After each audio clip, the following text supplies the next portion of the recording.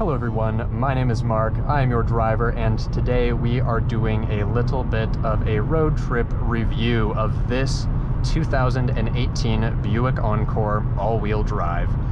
Now, Mark, a Buick Encore, surely, that's a city car. People are gonna take it on the highway, and I would like to see how comfortable this Buick is on the highway.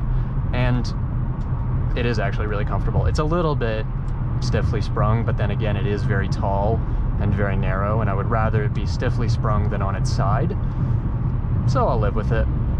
But other than that very slight complaint, it does ride very well, especially for like an economy car.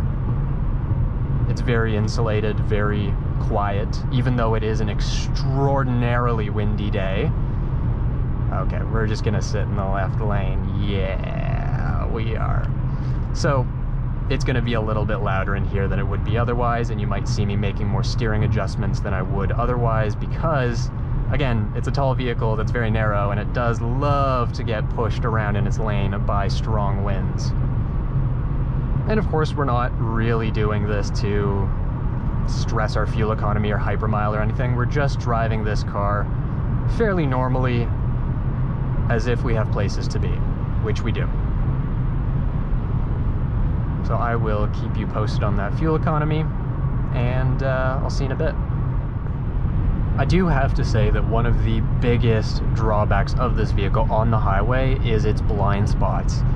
One of the reasons I appreciate the Hyundai Kia blind spot monitor and the gauges is because when you're on the highway, it feels really unsafe. I know you should be checking your blind spots, but it feels incredibly unsafe to take your eyes off of what's in front of you while you're traveling at, 122 k's an hour.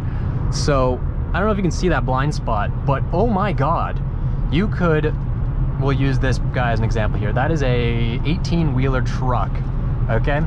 Let's wait till it's in the blind spot. Let's see. Completely gone. Completely gone. So if these blind spots can hide an 18-wheeler, it makes lane changes, for me at least, just that extra bit more stressful because I have no idea what is going on back there. So you really do have to rely on the blind spot monitoring and your mirrors because, wow, that's bad.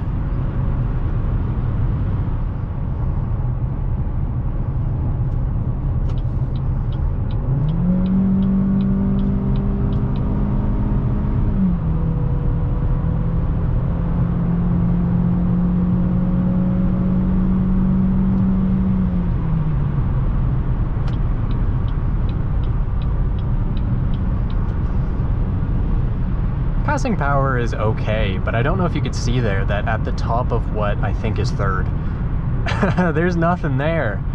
There is nothing up top in this engine. Everything, all of the power goes away after 5,000 RPM. Actually, the horsepower peaks at 4,900 RPM.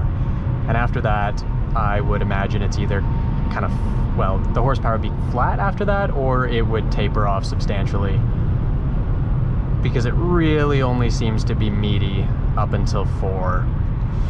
Now, the reason you're buying this car is obviously not for the performance. I mean, the torque, the lowdown torque is nice if you can maybe put it in manual mode, gear it up, and just let it pull.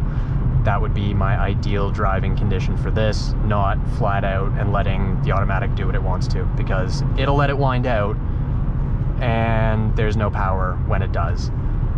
But you're not buying this car because it's super fast or powerful. You're buying it because of the fuel economy. Let's check our trip.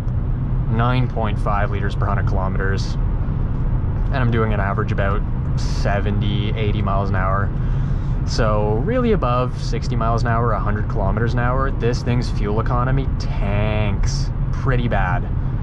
Like the 3-row, 3.8 liter V6 Palisade gets ballpark same fuel economy under the same driving conditions on the highway, which is a bit odd. So I'm not sure how exactly the owner's getting 4.8 out of it. I don't know. Other than the blind spots and the lack of power up top and the not as great as I thought it would be fuel economy, this is really pleasant. I've got Apple CarPlay, I've got my music, I've got heated seats and steering wheel, which was really nice this morning because it was so cold. And I've got physical buttons for it all, which means I don't have to crash the car trying to turn on a heated seat.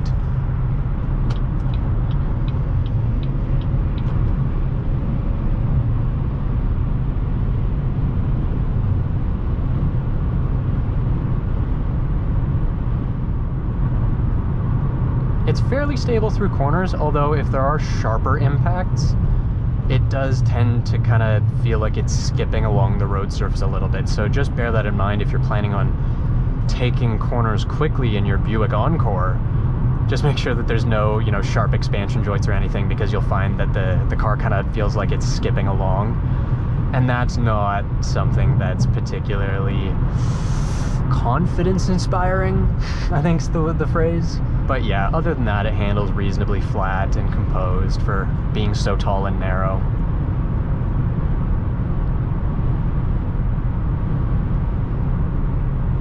That is beautiful out, my word.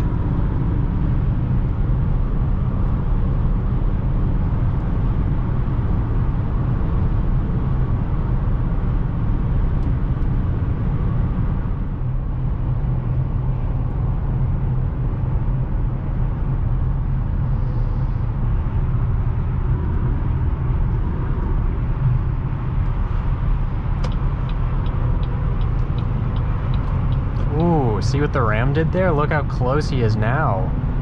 He did not want me to make that gap. If you're going to misuse the passing lane, don't stop other people from using it properly. I don't know. I'm sure there's words of wisdom in there somewhere. Also, trailer in the passing lane? Come on. What are we doing?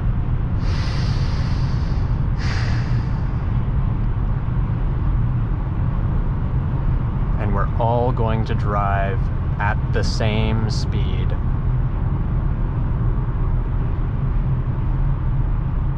If you just leave it in 6th, this is actually wonderful. You've got plenty of passing torque, which is great. I'm able to just ease onto the throttle and get around people. Of course it's in Nissan.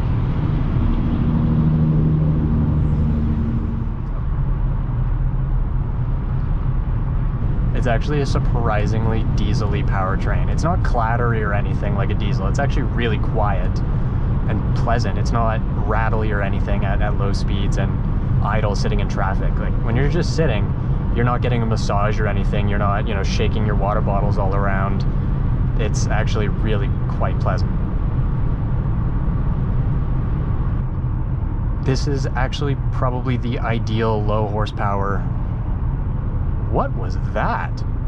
This is probably the perfect or ideal low horsepower powertrain.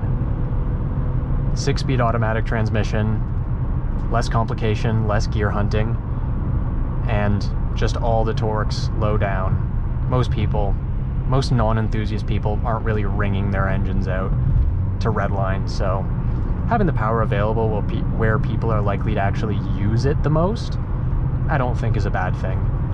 What I do think is a bad thing is sitting in the left lane.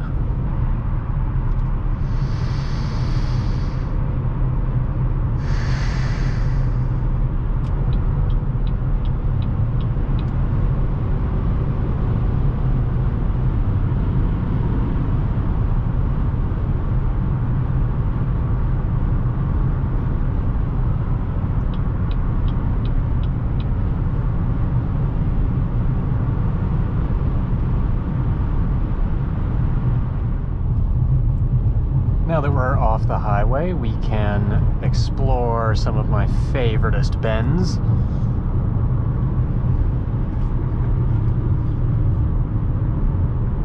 Oh wow, I'm pretty sure that was stability control grabbing some inside wheels. That felt like a lot more slowing than just steering input. Top heavy much? Yes. Sorry about that, the GoPro died, so we are picking this up a few days later. But we were talking about the brake pedal feel and how the brake pedal feels. So it's very long, so if you're someone who's maybe a little bit less confident of a driver and you just need that sort of extra pedal travel to be able to kind of make your stops smoothly or modulate the brake smoothly, this is the brake pedal for you. But if you're someone who is demanding, you know, precision braking and for spirited driving in your Buick Encore, this is going to leave a lot to be desired. Also, there seems to be an offset between where the gas pedal is and the brake pedal. So the gas pedal, say, is right here. The brake pedal is back here. I don't know if you can see that. Which means that when you go to switch your foot just whacks the side of the brake pedal, which means you have to flex your ankle way back, readjust your foot, and then place it on the brake. So maybe that's to avoid, you know, missing the brake pedal or confusing the pedals, but for me, I just find that in stop and go traffic, that is just incredibly fatiguing to be having to pull my ankle so far back while keeping my heel in the same spot. It's a little bit unpleasant, but something you can either get used to, or maybe if you know, your legs aren't 10 miles long like mine are, maybe you won't have as much of an issue.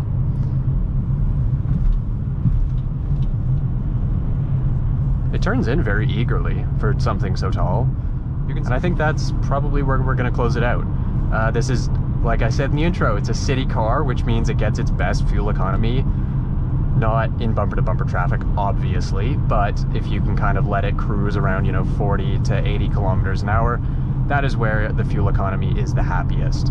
Outside of that, you are just pushing a lot of air and putting the turbo in boost almost constantly. So that's why I suspect the fuel economy was not as desirable on the highway. Now, as far as the rest of the car goes, it is well appointed, it is comfortable, these seats are unbelievably soft, I've got a nice contoured armrest, I'm nice and comfortable. I didn't, other than the ankle fatigue, I didn't really find myself cramping up or getting tired at all. It is really pleasant to drive if you can just both get over how it looks and the fact that you really can't attack a corner in this. But if it's a first car, or if it's a car on a budget, you know, it gets pretty decent gas mileage, it's pretty dang comfortable, and it's really well equipped, so it's kind of hard to go wrong. And I think that's where we're gonna close it out. I'll see you guys in the next one. Hope you enjoyed. Later.